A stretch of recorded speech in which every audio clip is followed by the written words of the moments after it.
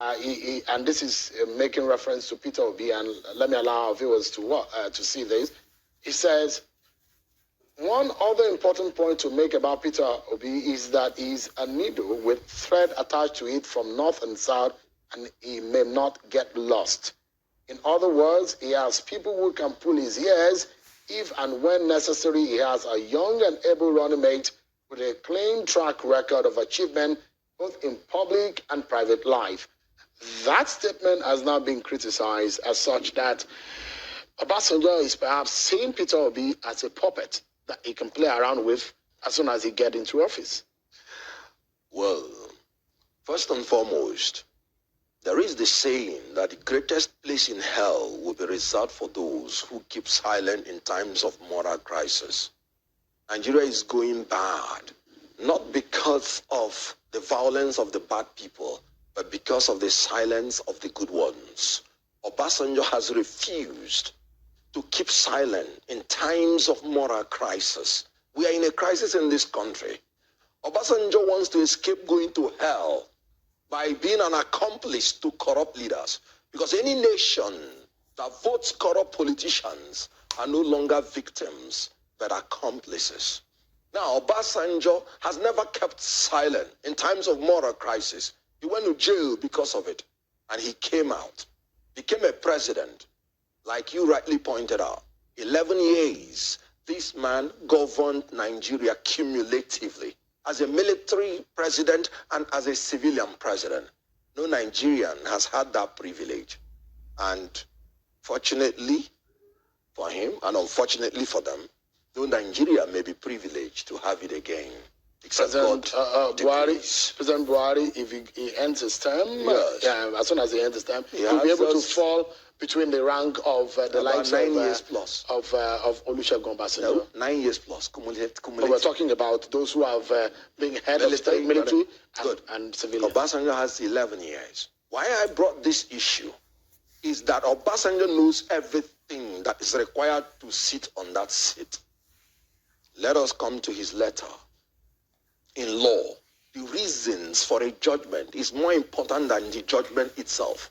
That's why when a court gives judgment, we the lawyers say, no, we want to hear their reasons. Let us hear the reasons Obasanjo enumerated in his letters.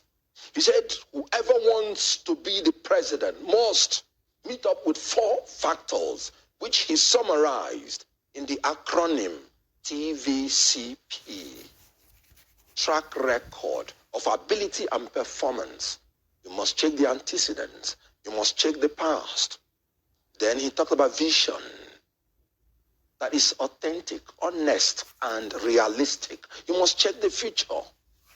Then you talked about character and attributes of a child of God and obedience to God. That's talking about integrity. Who are you when nobody is looking at you? Then he talked about physical and mental abilities with soundness of mind. I can't put it in a better form. He's talking about the qualities that we need in the next leader. When I heard these gentlemen talk, I was really asking myself, is Obasanjo in the ticket in 2023? Because they were just talking about Obasanjo this, Obasanjo that. And we are talking about recruiting the next president of the Federal Republic of Nigeria. I will tell you what Obasanjo saw in Peter Obi, and then you will do the matchmaking, and the Nigerians will do the judgment. Obasanjo saw in a man who has the capability to secure and unite this country. He did it in Anambra State. He secured Anambra State from being the worst secured state to the best by the confirmation of the IG of police then, Muhammad. He saw in Peter Obi a man that will unite through not leaving anybody behind. No ethnic, no religious, no section will be left behind in Peter Obi's judgment, in Peter Obi's government. Obasanjo looked at Peter Obi and saw a man that will shift emphasis from consumption to production, through running a production-centered economy, driven by agrarian revolution and export-oriented industrialization. Obasanjo saw in a man who will build world-class and expansive physical infrastructure, not through borrowing, but through integrated public-private partnership and entrepreneurial public sector governance. He saw in Peter Obi a man who will leapfrog this country into the fourth industrial revolution through scientific and technological innovations to create digital economy.